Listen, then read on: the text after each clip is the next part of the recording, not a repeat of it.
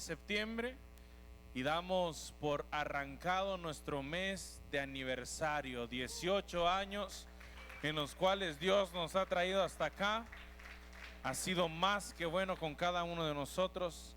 Y qué privilegio tenemos, hermano, de que hemos visto la misericordia de Dios, hemos visto la gracia de Dios manifestarse en este lugar y hemos, hermano, podido experimentar cómo Dios poco a poco nos ha ido añadiendo, nos ha ido bendiciendo, nos ha hecho crecer y nos ha hecho avanzar. Así que le invito por favor a que todo este mes esté más que conectado con las actividades que van a ver aquí en la casa, que por favor no se desconecte.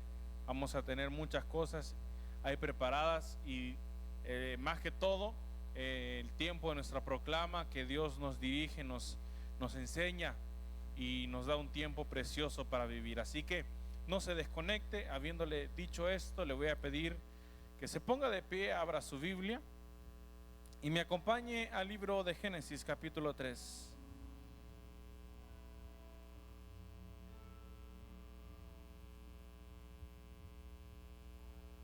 Del verso 1 al 11 vamos a establecer un fundamento hoy.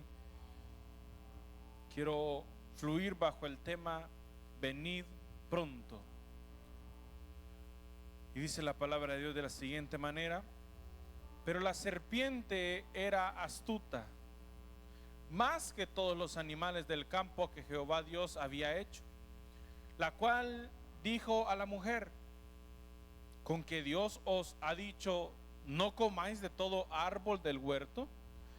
Y la mujer respondió a la serpiente: del fruto de los árboles del huerto podemos comer, pero del fruto del árbol que está en medio del huerto, dijo Dios, no comeréis de él, ni le tocaréis para que no muráis.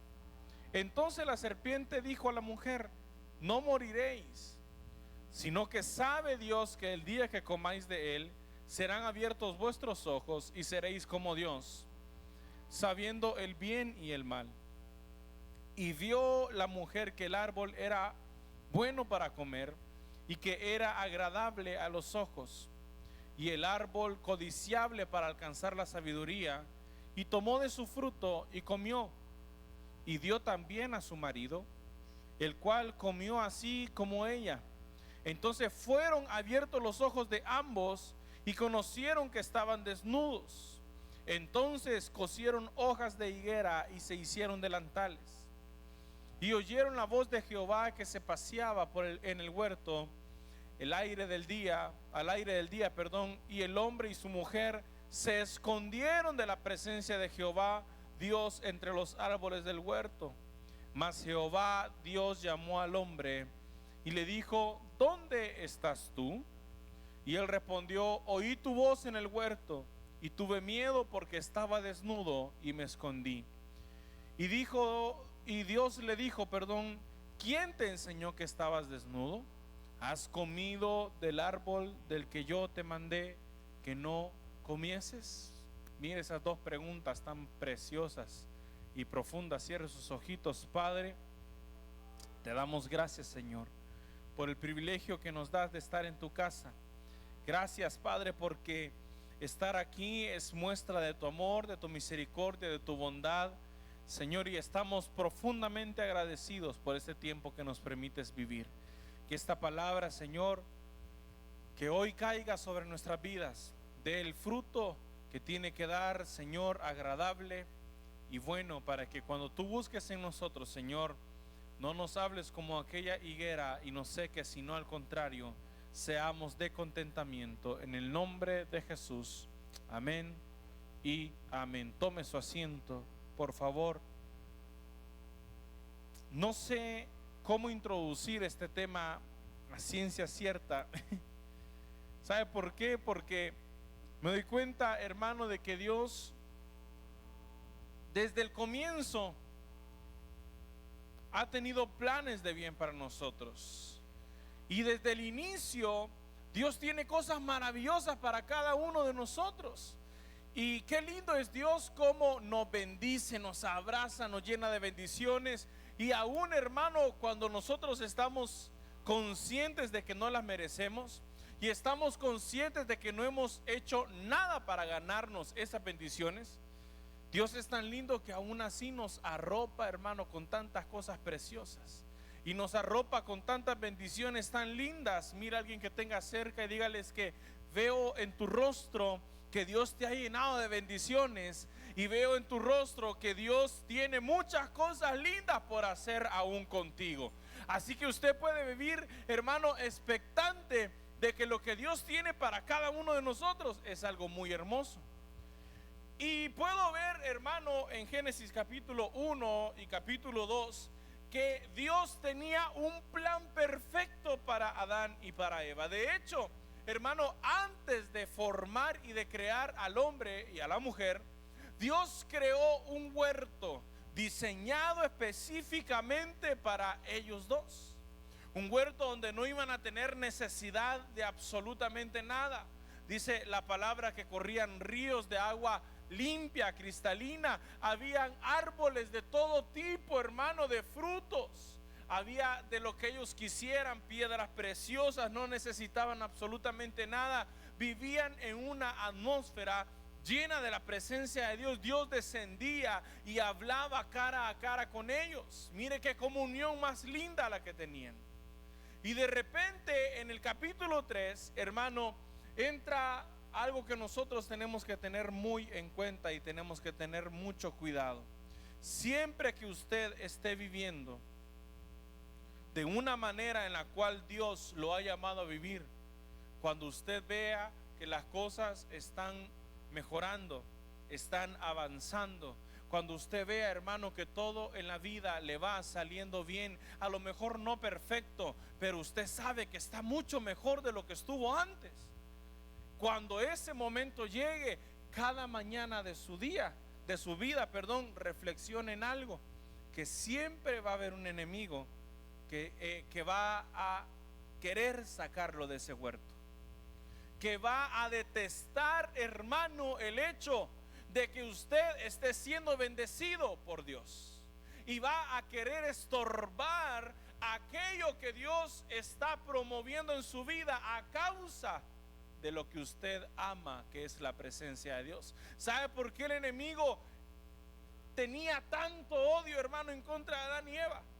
Porque cuando él es recibido en el cielo, había un escenario, un panorama muy parecido al huerto del Edén. Había música, dice la palabra de Dios, que Dios preparó instrumentos, Dios preparó toda una orquesta para recibirlo, y él era hermoso, era luzbel, era luz de la mañana, hermano, era precioso, era una creación cual nunca antes se había visto. Entonces en Génesis capítulo 2, cuando Dios dice hagamos al hombre a nuestra imagen y semejanza, Lucifer dijo: no puede ser que a Dios se le ocurra hacer otra creación y que esa creación sea más hermosa que yo, y que esa creación esté viviendo en un lugar donde yo estuve algún día, en donde yo disfruté en algún momento.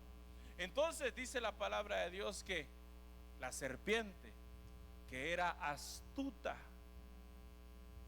esa palabra astuta, hermano, tiene muchas implicaciones, y dentro de esas muchas implicaciones hay una que a mí me llama la atención, porque esta palabra astuta significa que la serpiente era hábil para convencer. Escuche esto: hábil para convencer. O sea que esta serpiente era una vendedora de aquellas que no se le dice no, que usted ni lo necesita, pero salió con eso comprado del almacén, porque es que ni se dio cuenta en qué momento pagó, pero usted ya va con eso para su casa. ¡Qué vendedora!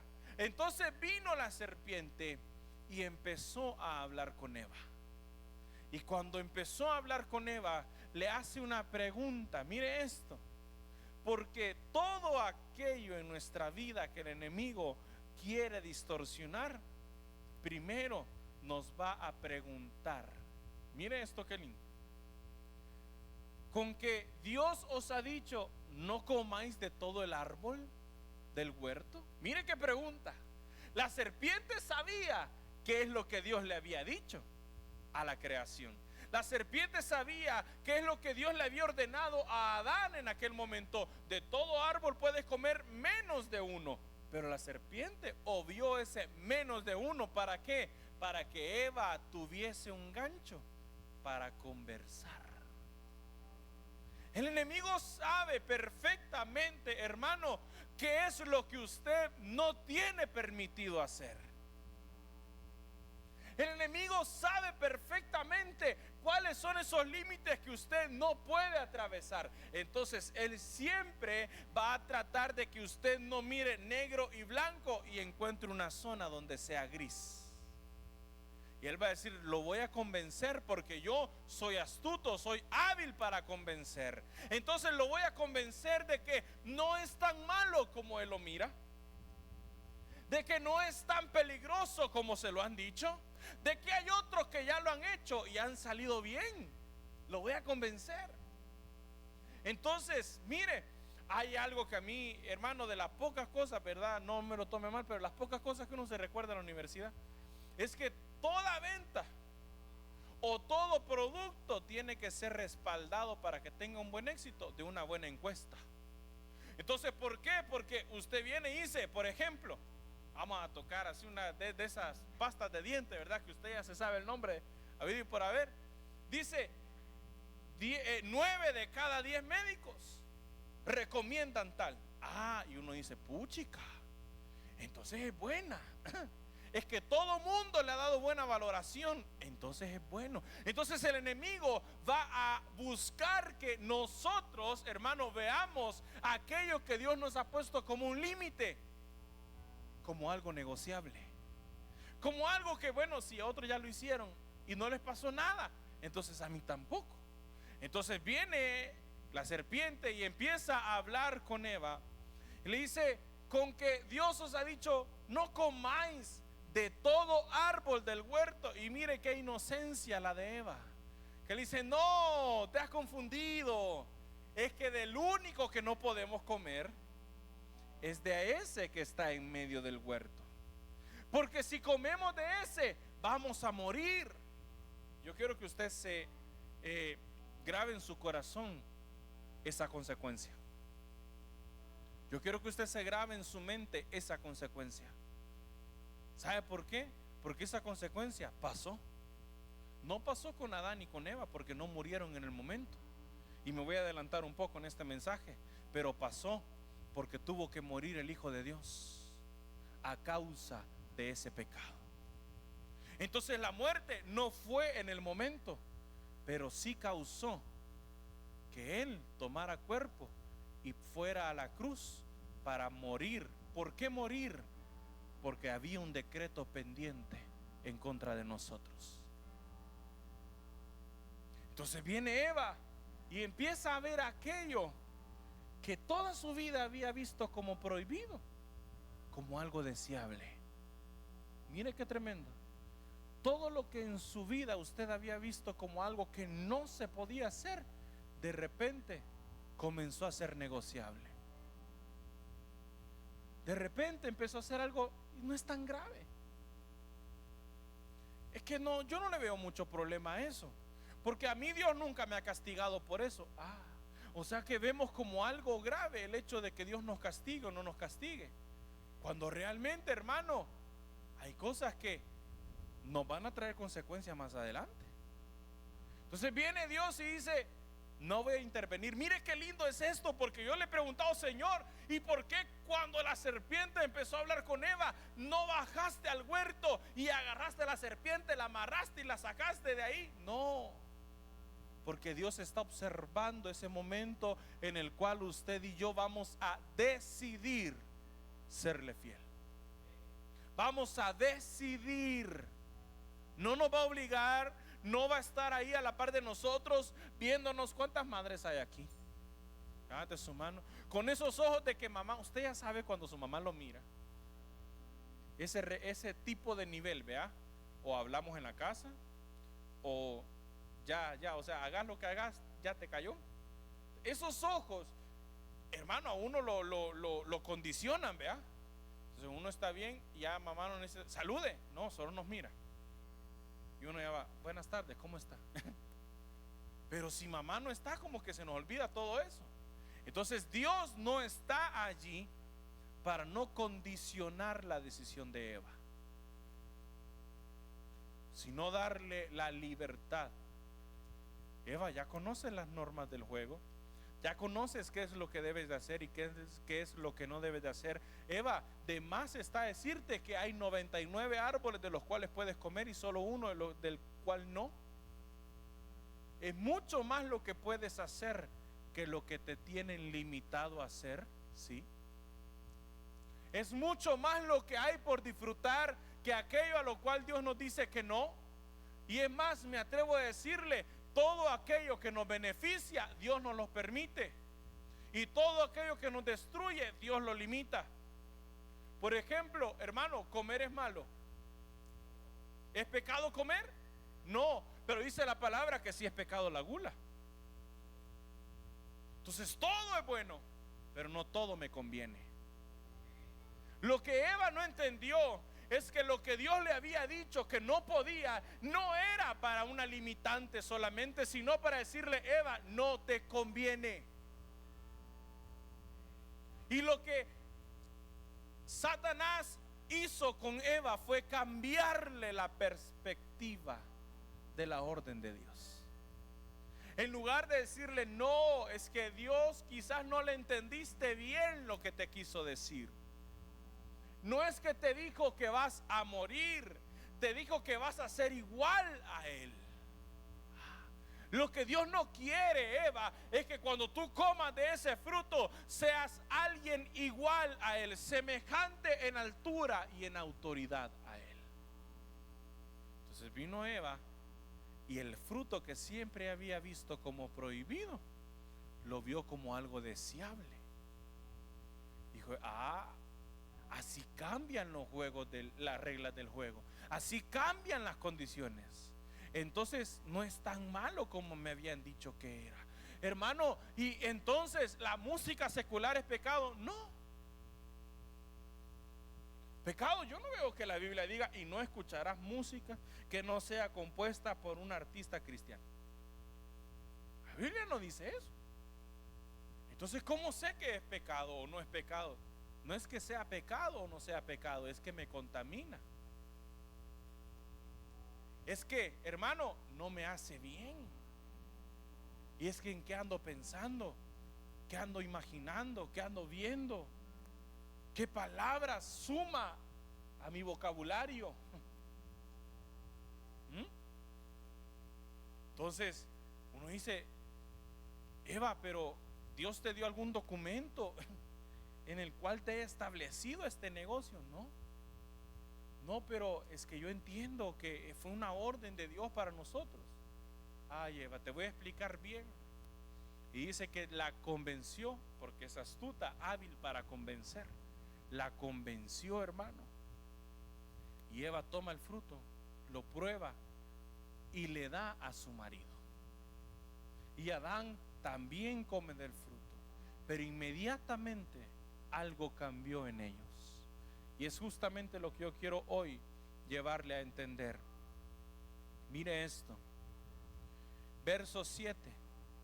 Entonces fueron abiertos los ojos de ambos y conocieron que estaban desnudos.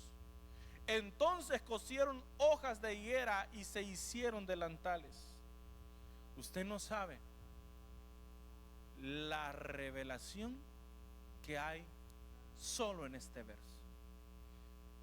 ¿Acaso, hermano, Adán y Eva eran ciegos? Se refería, mire esta pregunta que le voy a hacer, ¿se referían ellos a la desnudez de su cuerpo? Porque siempre habían andado así. Y en todo caso, hermano, eran marido y mujer. ¿Cuántos casados hay aquí? Hermano, usted está casado. Desde esa noche que lo entregó, la entregó su papá o su mamá o quien haya llevado al altar, la entregó, y usted ya no se avergüenza de que alguien lo mire desnudo porque es su marido, ¿sí o no? Y usted anda caminando, usted puede andar caminando ahí, y si solo está con su marido en el cuarto, usted no le da vergüenza, porque él la conoce y usted lo conoce a él. Entonces no hay vergüenza en un matrimonio, no hay vergüenza en eso. Entonces yo me pongo a pensar, ¿de qué se avergonzaron entonces? Es que la desobediencia trae otro tipo de desnudez. Porque la desobediencia, hermano, me quita las ropas de la gracia. Escuche esto. La desobediencia me quita la ropa de la gracia. Entonces lo que Eva y Adán en ese momento vivieron fue que cuando sus ojos, escuche, no los naturales, fueron abiertos, es porque ellos se confrontaron con su hecho, con lo que habían decidido hacer. Y en ese momento, hermano, ellos vivieron una experiencia que por primera vez en toda la historia de la humanidad se había experimentado. Le fallamos a Dios. Wow. No hay nada, lo voy a tocar en los dos lados, no hay nada más lindo ni nada más difícil que estar enamorado de Dios y fallarle. ¿Sabe por qué lindo? Porque, bueno, hoy nosotros, ¿verdad? Todos fallamos, hermano. Todos fallamos, nadie aquí es perfecto. Pero cuando nosotros nos damos cuenta de que nos duele fallarle a Dios, qué lindo, estamos enamorados. Porque cuando ya no nos importa, ya no hay amor allí. Cuando me preocupa el castigo y no la lejanía. Cuando me preocupa, ¿qué me va a decir Dios? ¿Me va a castigar? Es que no me va a salir bien esto porque yo sé que Dios me va a castigar. Te preocupa el castigo, pero no te preocupa la lejanía que va a existir. Por eso es que mire, consecuentemente, verso 8, dice la palabra de Dios que oyeron que Jehová andaba en el huerto. Y esto a mí me impactó. Se escondieron. Se escondieron. ¿Sabe por qué me impacta? Porque ¿cómo se le ocurre a Adán y a Eva, que conocían a Dios, que se iban a poder esconder de su presencia? Que se iban a poder esconder de un Dios que es omnipresente, omnisciente. Entonces hay algo aquí que me llama la atención. Justo en el verso 7 también dice la palabra que ellos cosieron hojas de higuera y se hicieron delantales. Mira a alguien que tenga cerca, por favor, y dígale: tu esfuerzo no es suficiente. Necesitamos el perdón de Dios. Hermano, usted puede hacer todo para enmendar algún error, todo, pero todo van a ser coser hojas de huerto que no van a durar absolutamente nada. Necesitamos el perdón de Dios. Adán y Eva intentaron por sus medios cubrir aquello que el pecado había dejado descubierto.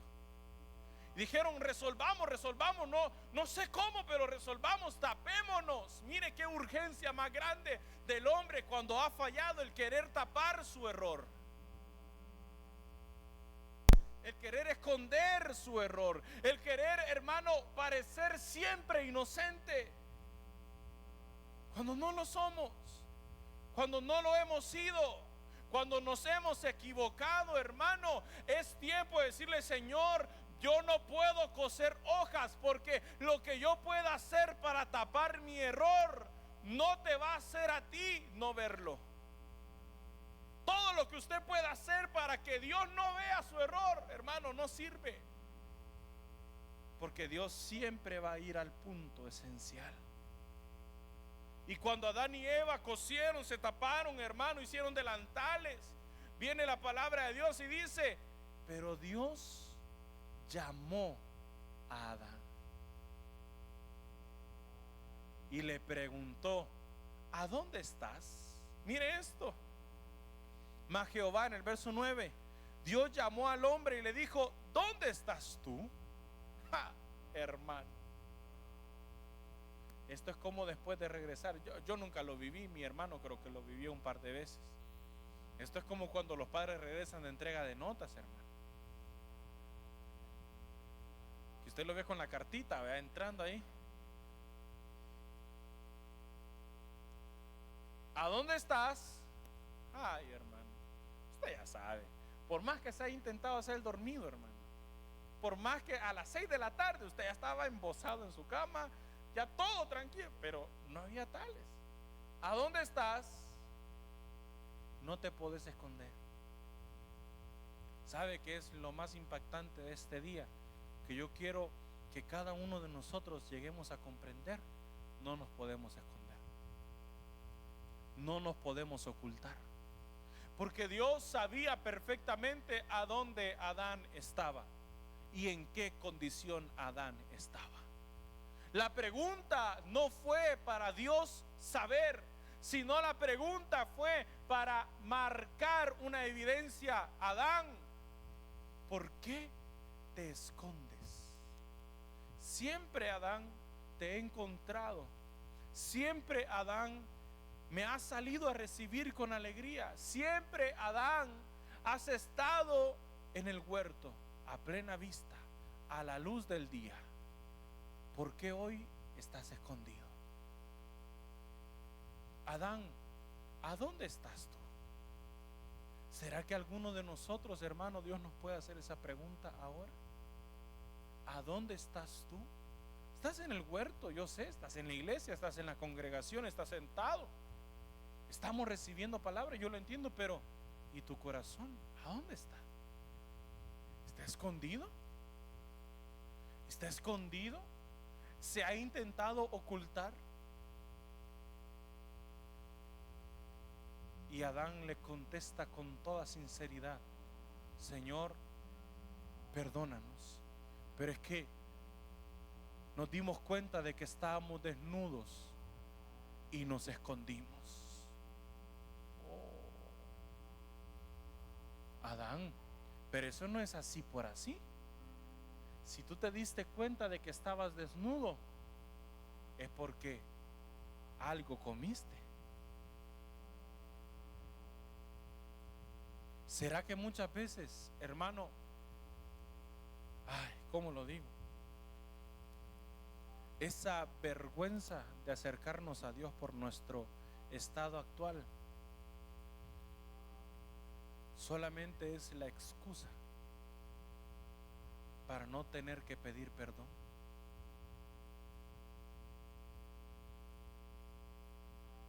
Yo sé que he pecado, pero por eso es que ya no voy a ir a la iglesia, porque qué vergüenza.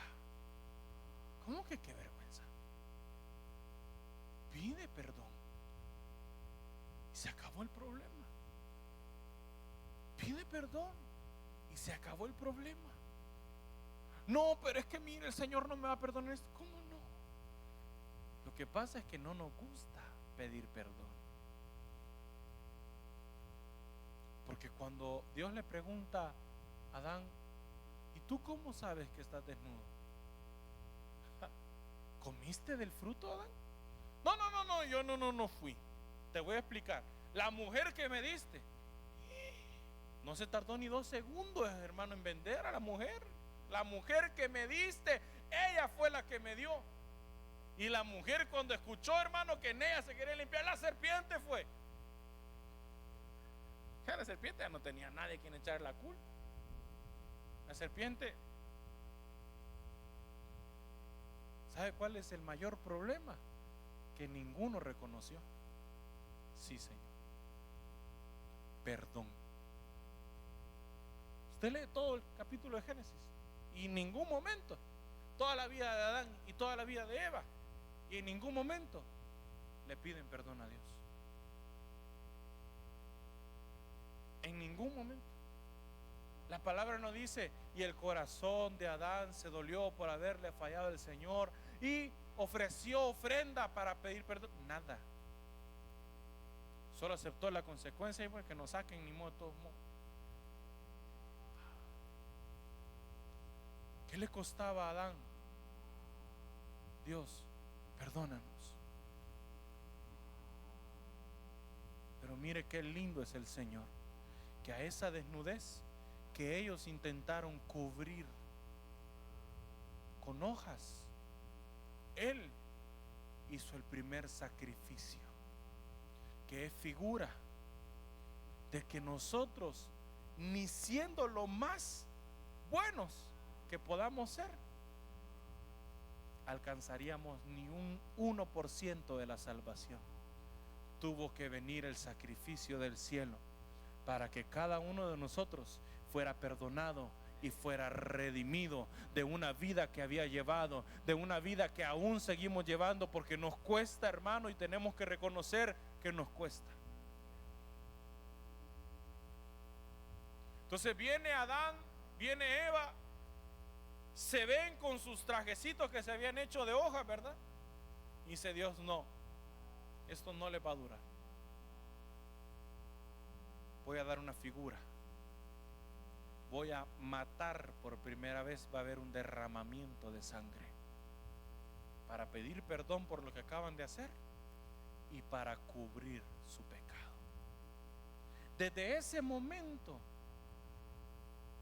yo no sé cómo usted lo vaya a tomar, a mí me dolió, pero desde ese momento, inocentes comenzaron a morir por pecadores. Porque el animalito que había hecho, hermano, ¿qué había hecho el animalito que sirvió para cubrir el pecado? Nada. Y si usted va al libro de Levíticos, usted se va a dar cuenta de todas las ofrendas que se tenía y que se tenían que presentar cada animalito por cada pecado, y para cada hermano, para cada pecado un tipo de diferente animalito. Y los animalitos, ¿qué han hecho? Si los que pecamos somos nosotros. Pero no fue nuestra sangre nunca la que se derramó desde el principio. Siempre fue otro quien pagó por nuestros pecados. Entonces viene Él y dice, yo lo puedo reconocer y usted lo puede reconocer ahora. Y Dios, hermano, ¿qué hizo para merecer nuestro castigo? Nada. ¿Y Él qué hizo para merecer morir en la cruz en la cual era preparada para nosotros? Nada. Entonces, como en Génesis, un inocente murió por nosotros los pecadores. Entonces mire esto, cuando Dios, caminando o estando en el huerto, le pregunta a Adán, ¿a dónde estás tú? Esa pregunta, hermano, lleva algo involucrado, que es en lo que yo quiero basarme hoy en este día. Y es que, Adán, ven y pongámonos a cuentas. ¿Qué has hecho? Porque aunque Dios sepa, dice David en sus salmos, hermano, algo precioso y profundo, mientras callé. No habla de alabanza, no habla de adoración, no habla de música. Dice, mientras me tragué mi pecado y no lo confesé, mis huesos se secaban dentro de mí. Mientras callé, pero cuando confesé, hágale así, mueva a alguien que tenga por ahí cerca y dígale, buen día, es ahora que vamos a sentarnos a la mesa, por si tenemos que ponernos a cuentas con nuestro Padre, de decirle, Señor, hoy vengo delante de ti. Ya lo sabes, porque ya lo sabes, Señor, pero vengo a ponerme a cuentas delante de ti. Hay algo que no es que tú necesites saber, hay algo que yo necesito expresar, hay algo que yo necesito sacar, hay algo que yo necesito externar. No para que tú sepas, sino para yo ya no cargar con esto. Por eso es que Dios dejó una oportunidad tan grande, hermano, llamada perdón. Porque cuando usted pide perdón, No es que otra persona se sienta bien al escucharlo a usted disculparse. Es que el perdón, hermano, tiene todo que ver con su propia persona. Porque cuando usted pide perdón, lo que usted está haciendo es sacar algo que lo está cargando. Ya vamos a llegar a eso. Pero mire esto. Entonces viene Dios y llama a Adán y le dice: Adán, pongámonos a cuentas. En pocas palabras, quiero oír tu explicación. Quiero oír qué pasó. ¿Por qué hay un 5 en matemáticas?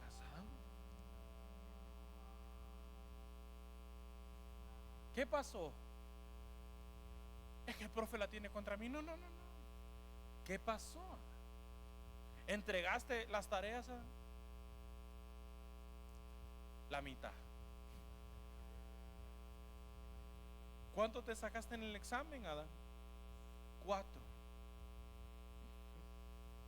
¿Ponías atención en clases?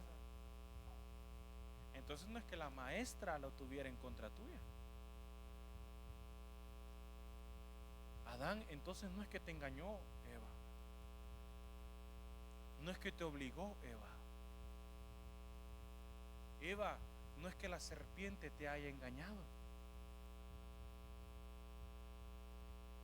Es que encontró un deseo oculto.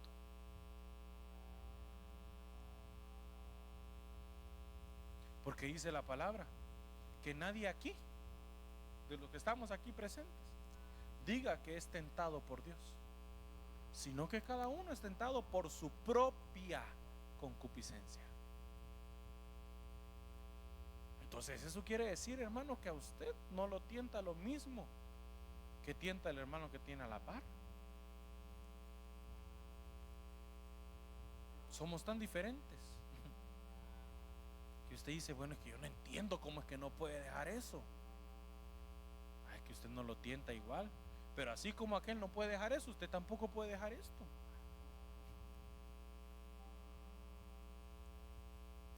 Como dicen, vea, hermano, siempre que usted quiera ver lo chiquitito en el ojo de otro, en la conducta del otro, mire la viga que hay dentro de su.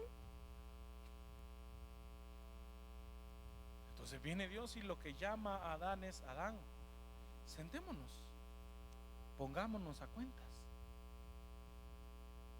Porque si yo te llevo donde otra persona, te vas a excusar, pero conmigo es que la mirada de Dios, hermano, nos desnuda completamente. Y usted está a punto de dar su excusa cuando se recuerda de que Dios es Dios. Y no es que no le vaya a creer, es que sabe que no es cierto. Porque Dios estuvo allí cuando usted lo pensó.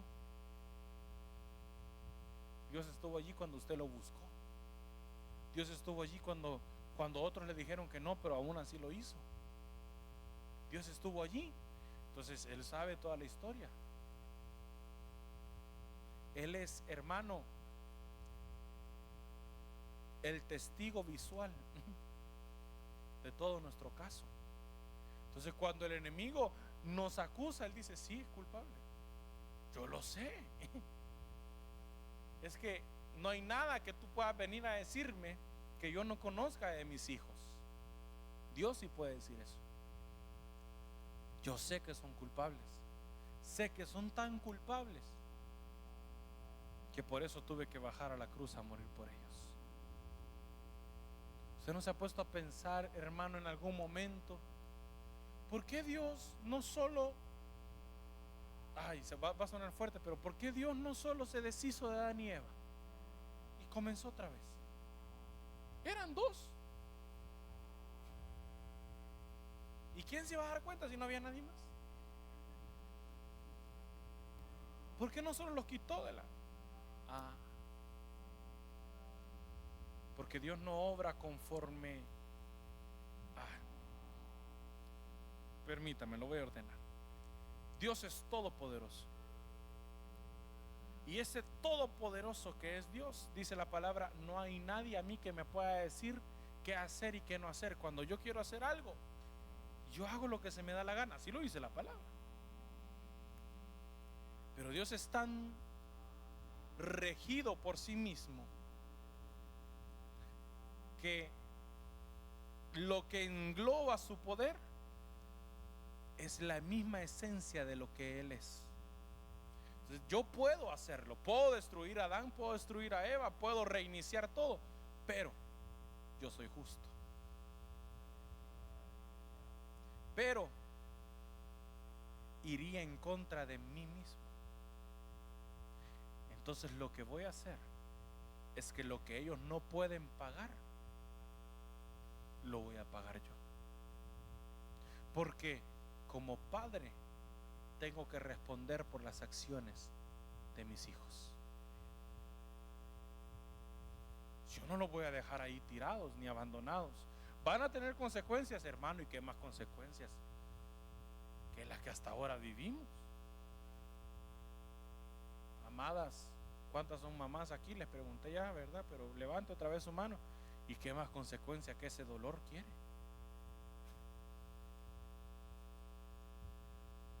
Y nosotros, hermano, todos, ¿qué más consecuencia de tener que trabajar arduamente?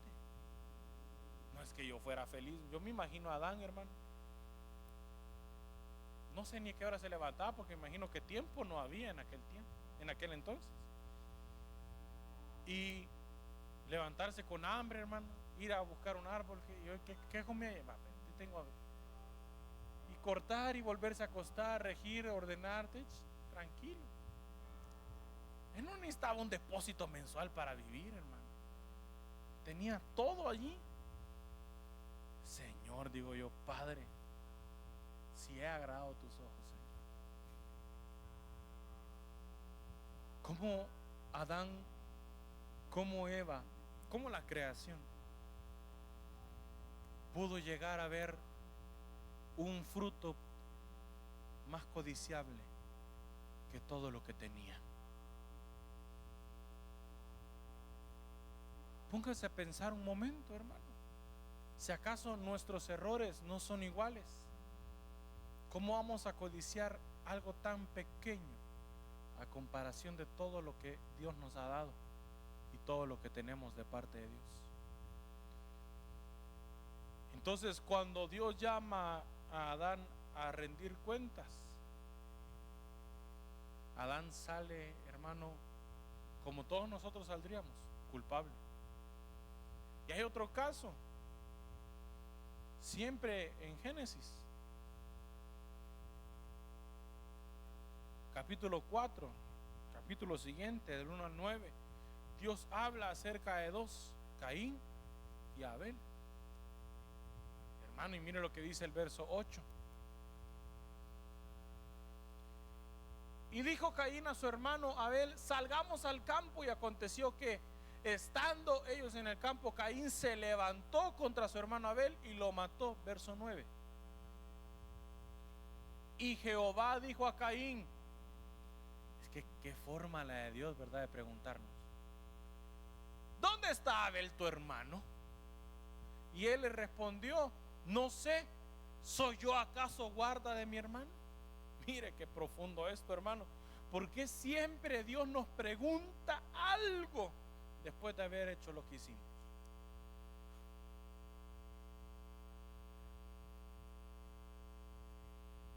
Viene Caín, se levanta en contra de su hermano, lo mata por tema de celos, por tema de compararse, por tema de muchas cosas, pero lo mata. Y hermano, qué salvada para Caín, que no había nadie que no viera. Había muchas bestias, había muchos animales, cualquiera hubiera pensado se lo comieron, pero hay un Dios. O sea, aquí, ¿verdad?, cuando usted lo ha dicho, pero hay un Dios. Y usted lo ha dicho, pero es que hasta con dedo de profeta, pero hay un Dios que lo ha visto, lo ha visto. Entonces mire, ese Dios que vio a Caín inmediatamente. Hoy vuelvo de nuevo, hermano, a este punto. ¿Y por qué Dios no bajó cuando Caín se levantó en contra de su hermano y salvó a Abel? ¿Por qué Dios no nos detiene en esos momentos? Hermano, porque es de preguntarnos, y todo lo que se siembra en nuestro corazón día a día con palabra, entonces ¿para qué sirve? Entonces ¿para qué congregarnos? Entonces ¿para qué llenarnos de palabra si vamos a necesitar que Dios en persona baje y nos detenga la mano antes de levantarnos en contra de nuestro hermano? Y usted me dirá, sí, hermano, qué difícil esto, qué profundo, qué increíble Caín, ¿cómo va a matar a su hermano? ¿Cómo va a hacer algo así? Bueno, vaya a Mateo capítulo 5, verso 21 y 24.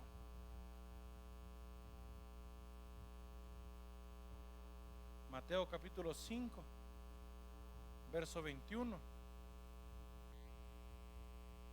Mire, oísteis que fue dicho a los antiguos, no matarás, y cualquiera que matare será culpable de juicio. Pero yo os digo que cualquiera que se enoje contra su hermano será, que se enoje contra su hermano será culpable de juicio. Y cualquiera que diga necio a su hermano será culpable ante el concilio. Y cualquiera que le diga fatuo quedará expuesto al infierno de fuego.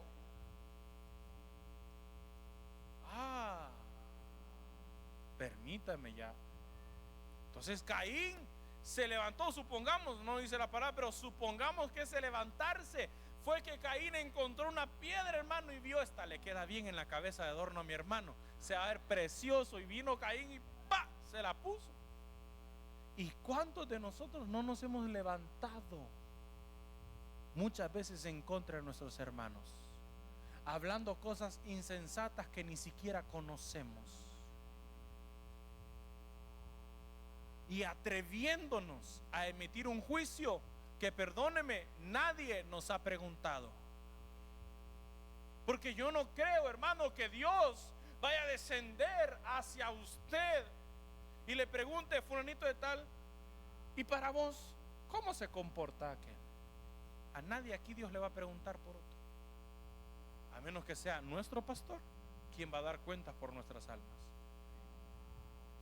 Pero yo no veo, hermano, que cuando otro se equivoque, por ejemplo, vamos a poner, yo no veo que cuando aquí Gerardo se equivoque, hermano, Dios va a llamar a otro. Mira, ya viste, explícame cómo fue lo de Gerardo. No, hermano, si Dios lo sabe, Dios conoce personalmente a Gerardo y Él es el encargado, Dios.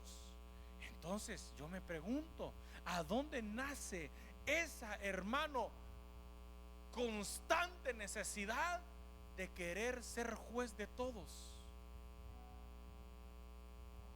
Y si el otro lo hizo o no lo hizo, hermano, y a usted, perdóneme, en buen salvadoreño y con mucho amor, ¿qué le importa? Porque cuando María y Aarón hablaron mal en contra de Moisés, Dios en persona descendió para defenderlo. No llamó a otro, no buscó a otro, fue Dios quien descendió a resolver el asunto. Así que si Dios lo va a defender a usted, pero no hable, no se ponga a decir de otro. Porque mire qué tremendo es esto. Hay 3 niveles: el que se enoje, el que le diga necio y el que le diga fatuo, que en otras palabras, tonto, o, perdone, estúpido. ¿Y qué tan fácil somos nosotros, hermano, para hablar, para emitir? Entonces mire que tiene a su lado, y si es su familia, con mucho más amor, dígale, ya no te estés enojando conmigo, porque si te enojas conmigo quedas expuesto a juicio, y si me decís necio quedas expuesto a concilio. Ahora, si me decís tonto, quedas expuesto al fuego de infierno. Hermano, ya entendimos qué es la gravedad de esto. Qué tremendo. Entonces mire lo que hace Caín en ese momento, hermano. Al quitarle la vida a su hermano, dice la palabra de Dios que Dios desciende en ese momento y le pregunta: Caín, por casualidad de la vida, Caín, ¿has visto a Abel? Justo ahí, ¿has visto a Abel? Como cuando usted estaba hablando mal de alguien, aquí nadie, ¿verdad? Pero cuando hay un fulanito ha hablado mal de otro y de repente Dios lo pone, hermano, a bendecirlo. Ay. Como cuando de repente, ¿verdad? Usted estaba hablando aquí, ya viste lo que hizo, y de repente Dios exalta a esa persona, ¿no? Y usted se queda: y yo diciendo esto de aquí, y yo no sabía. Wow. Yo no sé cuántos estuvieron en el retiro de sanidad interior que se llevó a cabo en agosto. Ay, con delicadeza lo voy a hablar, lo voy a tocar así rapidito y salgo. Padre, que no lo escuche. Pero mire, nosotros siempre hemos visto algo muy lindo. Por ejemplo, nuestro pastor se mete mucho en alabanza, ¿verdad? Y es muy lindo verlo danzar y meterse. Y lo voy a tocar porque el siervo lo habló. Pastor Eduardo habló del por qué él ya no podía danzar con esa energía que, bueno, por ejemplo, yo por lo menos tengo en mi mente haberlo visto hacerlo. Y tengo ese recuerdo de haberlo visto. Pero cualquiera, a lo mejor, hermano, imagínese que él siendo pastor, que alguien que no conoce, alguien que no ha hablado, alguien que no sabe, se ponga a juzgar: ay, ese pastor y sentado en alabanza, ni respeta a Dios, y sin saber su condición. Porque somos tan fáciles para hablar muchas veces. Hermano, vemos a alguien atravesando un problema y lo juzgamos rápido. Y si nosotros estuviéramos ahí, no pudiésemos a lo mejor con esa carga. Y Dios dice muchas veces, por temor, mejor quedémonos callados. Por respeto, quedémonos callados. Si alguien viene a contarle algo de una persona que quizás usted conoce o no conoce, mire, dígale: no me interesa. Fíjese que yo tengo muchos problemas que para que me venga a sumar otro de una persona que a saber quién es. Sí que no me cuenta. Pero aquí veo nuevamente a Dios diciéndole a Caín: Caín, ven, pongámonos a cuentas. ¿Qué es lo que le hiciste a tu hermano? Yo ni lo he visto. ¿Acaso soy yo guarda de él para andar detrás de él todo el día? Caín, te lo está preguntando el que lo sabe todo. Caín, ya la sangre de tu hermano clama justicia, y tú me estás diciendo que no. Entonces mire, hermano, qué lindo es ver para afuera, ¿verdad? ¿Quién me ha ofendido? ¿Quién me ha dicho? ¿Quién me ha hablado? Pero mire lo que dice este verso.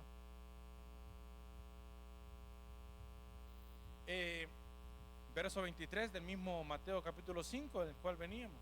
Por tanto, si traes tu ofrenda al altar y allí te acuerdas de que tu hermano tiene algo contra ti. ¿Quién tiene algo contra mí? Él contra mí, ¿verdad? Pero la orden es para mí. Deja allí tu ofrenda delante del altar y anda, reconcíliate primero con tu hermano, y entonces ven y presenta tu ofrenda. Permítame, pero Señor, es Él el que tiene algo contra mí. Sí, pero te estoy pidiendo a ti que vayas donde Él a reconciliarte.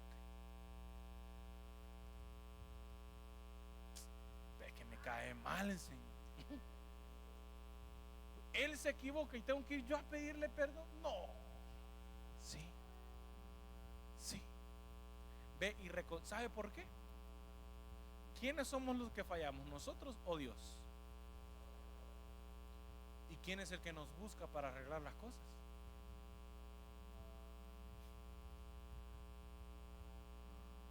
Te voy a hacer entender que lo que te estoy pidiendo es lo que yo hago contigo todos los días. Yo sé que aquel te ofendió, pero búscalo tú para reconciliarte. ¿Por qué, Señor? Porque tú me ofendes a mí, pero soy yo el que te busca para reconciliarnos.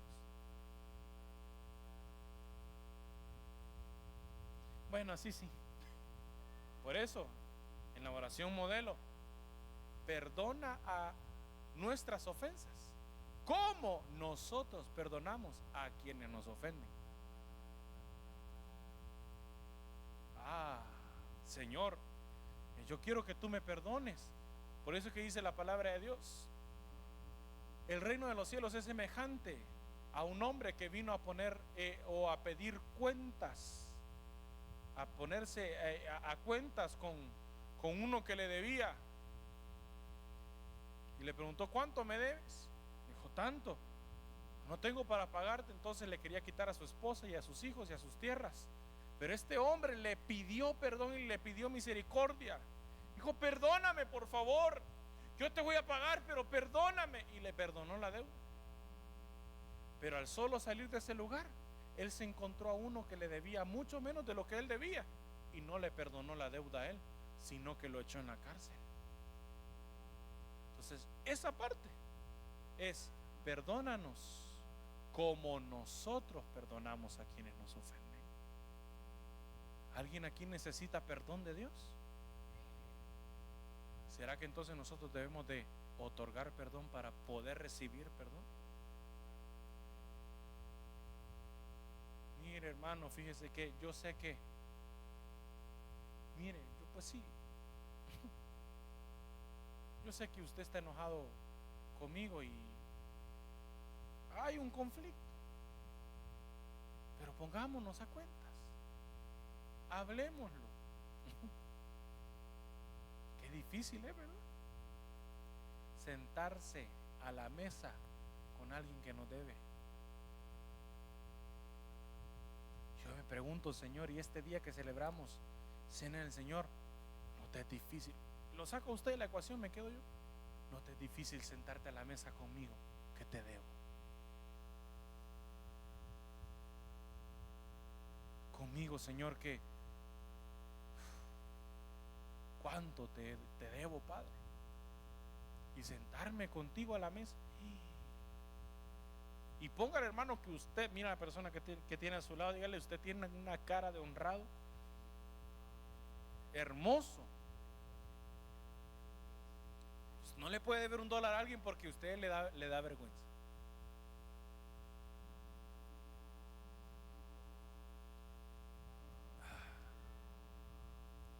Pero sentarse a la mesa, hermano,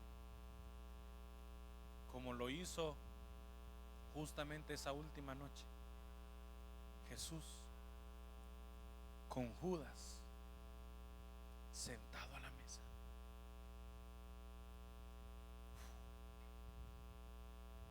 Lo perdonó antes de que lo hubiera hecho. Eso es lo lindo, hermano, que antes de que nosotros falláramos, Él ya nos había perdonado. Él ya había decidido: lo voy a perdonar, pero primero lo voy a llamar para que nos pongamos a cuentas. Por eso termino con esto. Isaías capítulo 1, verso 18.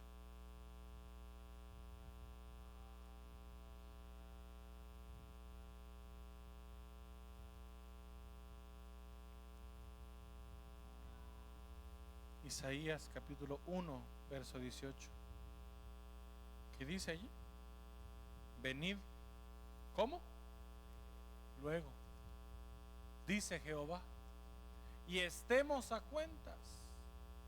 Si vuestros pecados fueren como la grana, como la nieve serán emblanquecidos. Si fuesen rojos como el carmesí, vendrán a ser como blanca lana. Venid luego. En la misma porción donde está la parábola del hijo pródigo, hay dos parábolas más: la de la oveja perdida y la de la moneda extraviada. En las primeras dos es el dueño de las ovejas el que va en busca de las ovejas. En la segunda es la dueña de la moneda la que enciende la luz, ordena la casa, quita todos los muebles para buscar la moneda. Pero en la tercera parábola, que es en la del padre, el padre no va detrás del hijo. El padre se queda esperando a que el hijo regrese. ¿Sabe por qué? Porque hay algo hermoso y precioso en esto. Y es que hay momentos donde Dios nos va a decir: vengan ustedes a mí, pero vengan pronto, vengan luego y estemos a cuentas. O sea, a ustedes les interesa estar a cuentas conmigo. Yo no les debo, yo no les he faltado, yo no los he dejado ni los he abandonado. Ustedes me deben, ustedes me han faltado, ustedes muchas veces han ido en pos de sus dioses y me han dejado.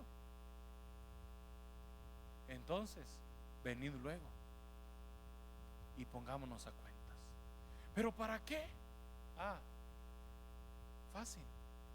Para que lo que está como el carmesí de rojo pase a ser blanco como la nieve. O sea que el ponerme a cuentas no es para que Dios me castigue o me dé o me imponga todos los castigos que tengo pendientes. No. El venir y ponernos a cuentas es sentarnos a la mesa porque necesitamos perdón, porque necesitamos que Él, ¿sabe qué es lo que yo entendí de esto? Precioso, que dice: si vuestros pecados fueren como la grana, como la nieve, serán emblanquecidos. Si fueren como rojos, si fuesen, rojos como el carmesí, vendrán a ser como blanca nieve. ¿Sabe qué es lo que me decía el Señor? El problema es que cuando yo tengo que decir venid luego, es porque han dejado que se acumule. ¿Cuántos aquí diariamente buscamos perdón de Dios? Diario. Es que yo ya lo hago cada semana porque pues sí, mi título, ¿verdad? Es que yo sirvo 5 veces entre la semana, entonces ya mi perdón es menos, lo que yo necesito es menos. No, hermano, ni títulos, ni servicio, ni aquí, ni allá, ni non plus ultra cristiano, nada. Todos, por cuanto todos fueron destituidos de la gloria de Dios. Por cuanto todos. Es que yo me considero bueno. No, hermano, aún lo que usted considera bueno para Él son como trapos de inmundicia. No podemos. De ahora en adelante no podemos vivir un día, no podemos llegar a una noche sin antes pedirle perdón, ponernos a cuentas, no como una tradición, sino como una necesidad. Tanto necesito el aire para respirar, como necesito su perdón para seguir viviendo. Póngase de pie ahí donde está. Voy a llamar